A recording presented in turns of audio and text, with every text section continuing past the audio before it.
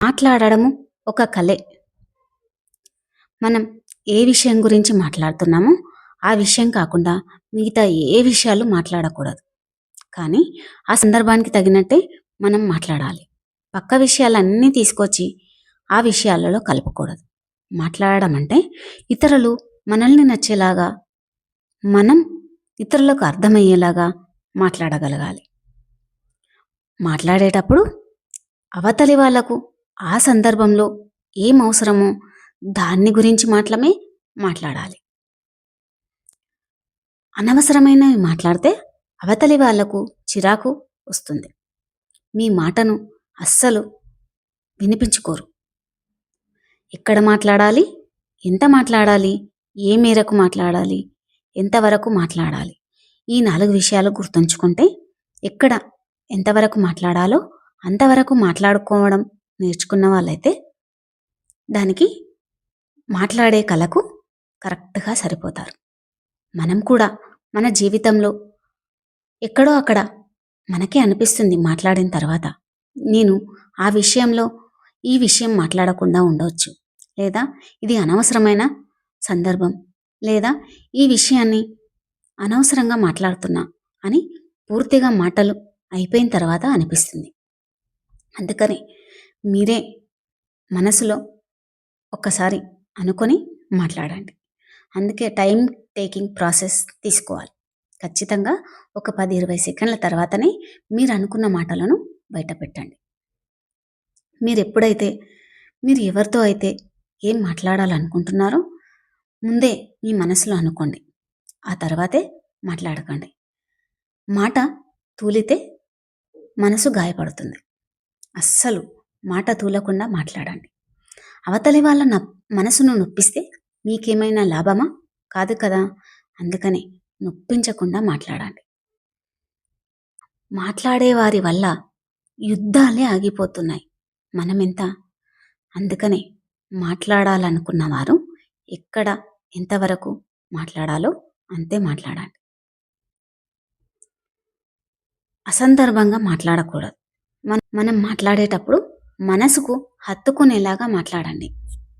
ఇతరుల మనసు గాయపరచకుండా మాట్లాడండి. ఇతరులు ఆనందపడే విషయాలు మాట్లాడండి. సందర్భానుసారంగా మాట్లాడండి. మాటలలో గొప్ప గొప్ప యుద్ధాలే ఆగిపోయాయి.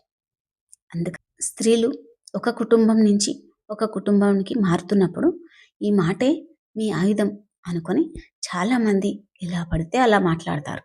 కానీ ఇది మీకు ఇబ్బందికరం కాకపోవచ్చు, కానీ అవతలి వాళ్ళకు ఇది చాలా ఇబ్బంది పెట్టి ఉండవచ్చు. అందుకోసమని మీరు మాట్లాడేటప్పుడు ఆచితూచి మాట్లాడండి. ఇతరుల మనసు నొప్పించి మీరేం సాధిస్తారు? మీరు ఏదైనా ఇబ్బందిలో ఉంటే మొహం మీదే ఇలా కాదు, నాకు ఇలా అయితేనే నచ్చుతుంది అని డైరెక్ట్గా చెప్పుకోండి. మనస్ఫూర్తిగా చెప్పండి.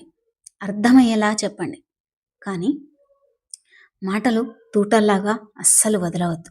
మాట మనిషిని దగ్గర చేస్తుంది, అదే మాట మనిషిని దూరం కూడా చేస్తుంది. ఏ మనిషి అయినా సరే ఇంకొక తోడు లేని బతకలేను. ఉద్యోగంలో అయినా సరే, లేదా కుటుంబంలో అయినా సరే, బంధుమిత్రులతో అయినా సరే, స్నేహితులతో అయినా సరే, వీళ్ళందరూ మన మాటను చూసి, మన వ్యక్తిత్వాన్ని చూసే మనకు స్నేహితులయ్యి ఉంటారు. అదే మాటను కరుకుదనంగా, కఠినంగా మార్చే పదాలుగా ఉపయోగించారనుకోండి, ఎవ్వరూ మిమ్మల్ని మీ నీడను కూడా తాకకుండా పక్క నుంచే వెళ్ళిపోతారు. ఇది గుర్తుంచుకొని మాట తూలవద్దు, మనసు గాయపరచవద్దు. మాట అనేది ఆయుధం, కానీ చూసి మాట్లాడండి. ఎంతవరకు మాట్లాడాలో అంతే మాట్లాడండి. అంతకంటే ఎక్కువ మాట్లాడితే అనవసరమైన విషయాలు మీరే అవతలి వాళ్లకు అందించిన వాళ్ళు అవుతారు. మాట్లాడేటప్పుడు పూర్తిగా వినండి. విన్న తర్వాతే మాట్లాడండి.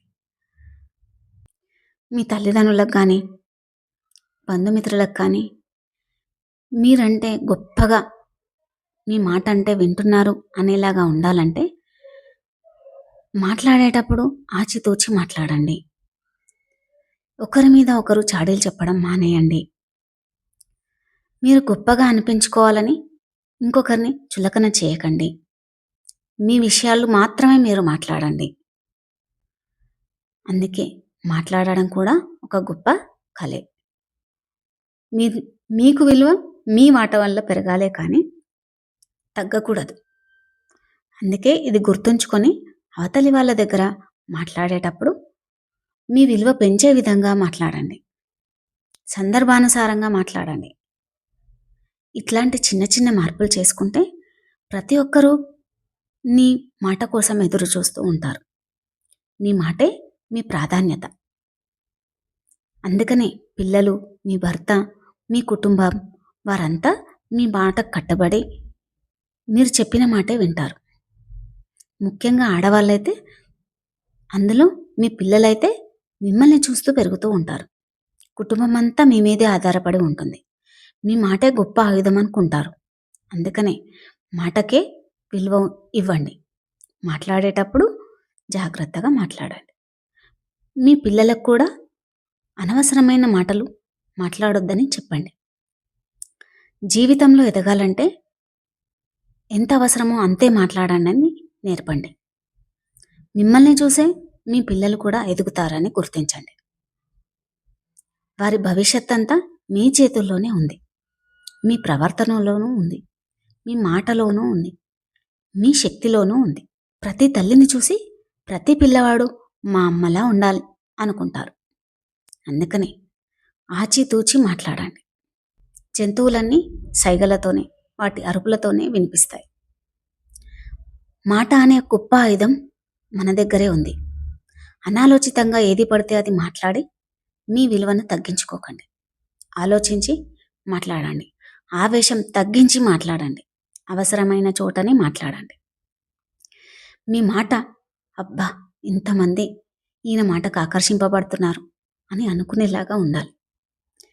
ఇట్లా గొప్పగా మాట్లాడుతున్నారు అని వాళ్ళను అనుకోవడం కాదు. మీరెంత గొప్పగా మాట్లాడగలరో, మీరు తయారవ్వడానికి ఏం ప్రయత్నాలు చేయాలో చూసుకోండి. మీ కుటుంబం అంతా నిన్నే మెచ్చుకుంటారు. నీ దగ్గరికే వచ్చి సలహాలు అడుగుతారు. మీ మాటే మీ ఆయుధమైతే మీ జీవితం ఎలా ఉంటుందో ఊహించుకోండి. అందుకనే మాటను చూసి మనుషులు మన దగ్గరికి వస్తారు. నీ మాటే కరుకుగా ఉంటే మనుషుని చూపు మేరలో కనిపించకుండా పోతారు.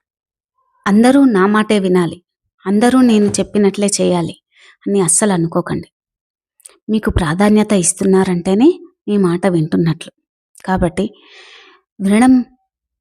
వింటూ ఉంటే అందరూ చెప్తూ పోతున్నారు అని అనుకోకండి.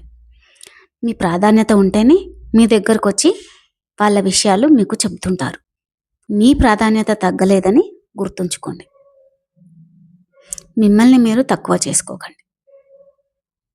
వినడం ఏమీ చిన్నచూపు కాదు. బంధుత్వాలు ఎక్కువగా నిలుపుతాయే తప్ప దానివల్ల ఎక్కడా నష్టం లేదు. కాస్త ఓపిక తెచ్చుకొని అవతలి వాళ్ళు చెప్పే మాటలు వినండి.